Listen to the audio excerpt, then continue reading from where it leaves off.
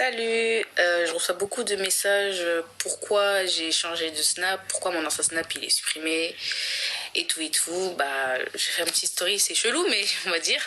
Tout le monde me rappelle, oui, mais tu dois avoir trop le seum, t'avais 1 million sur Snap, c'est quand même pas rien, t'as rien fait, pourquoi ton compte il est supprimé?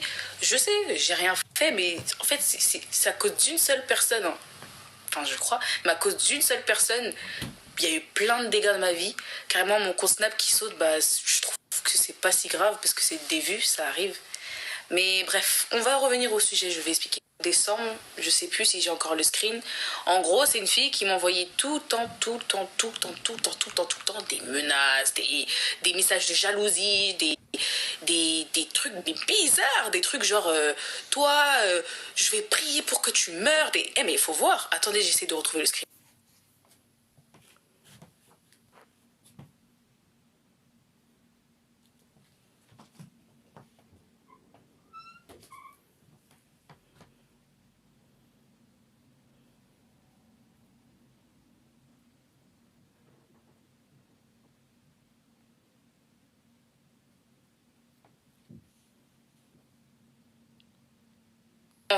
Moi, j'ai envoyé tout le temps des messages de prévention, malheur, nanana.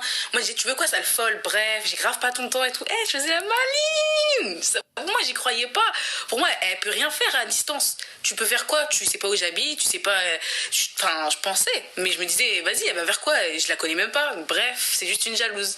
Les premiers signaux de sa folle attitude de sorcellerie, c'était ma maladie. Parce que ceux qui me suivent sur Snap depuis mon ancien Snap, presque tout le monde, mais bon.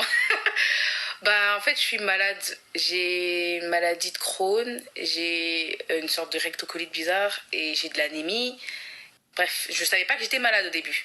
Et elle m'avait envoyé des messages comme quoi, bah, vous voyez des trucs de folle, où elle me disait, oui, tu vas voir, tu n'auras plus la santé. Le premier signe que tu auras, ce sera, tu n'auras plus la santé. Mais je dis, vas-y, elle veut quoi, elle? Boum. C'est pas quelques semaines après, je vais à l'hôpital, on me dit que je suis malade, je dois me faire des opérations, des prises de sang, des trucs. Ça, c'était le premier signe. Maintenant, moi, j'y croyais pas, je me suis dit, bah, moi, dans ma tête, c'était à l'hôpital, ils m'ont dit que j'avais ça depuis des mois, sauf que j'étais pas allée voir le médecin, ça s'est empiré, ma maladie, elle s'aggrave de jour en jour, mais à aucun moment, je me suis dit, c'est à cause de la fille de Snap. Non. Bref, assez parlé de ma maladie, je devais prendre mes médicaments, opération, prise de sang. Moi, au début, là où j'ai commencé à prendre ça au sérieux, c'est que de jour en jour, je faisais des cauchemars bizarres. Je faisais des paralysies du sommeil.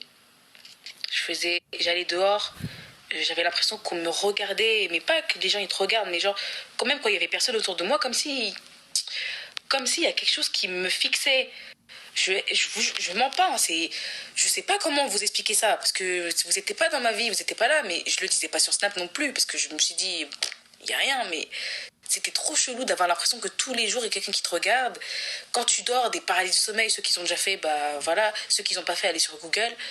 Et là où j'ai vraiment cru à ces trucs, c'est quand elle avait dit que, je suis désolée, hein, mais ça me fait pleurer, quand elle avait dit que ma maladie allait s'aggraver et que bah, j'aurais ça à vie et que peut-être que j'aurais un cancer.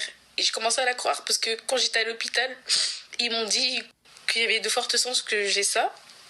Je rigole parce que j'ai jamais pleuré sur Snap, hein. Ensuite, il y avait... J'essaie de me calmer un peu. Les relations autour de moi faisaient des paralysies du sommeil bizarres, des cauchemars chelous.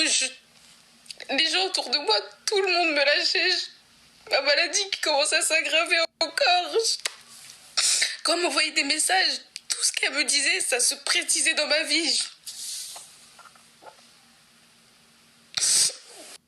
Mais en fait, je sais pas, je lui ai fait quoi pour que... Je suis désolée. Ensuite, cette fille m'envoyait beaucoup de messages au bout d'un moment et puis plus rien. Donc je pensais que c'était gagné pour moi. Mais hier, j'étais à l'hôpital et elle m'envoyait aussi un truc. Comme d'habitude, moi je ne la crois pas et tout. J'ai même mis dans ma story.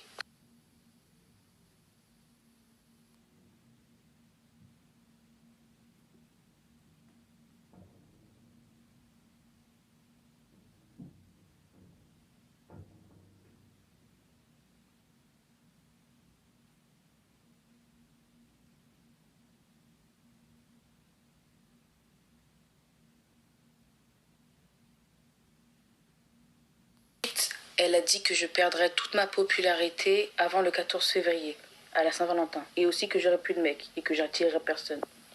Et elle avait raison. Un message à faire passer à cette fille. Laisse-moi tranquille. Lâche-moi. Ça y est, j'en ai marre.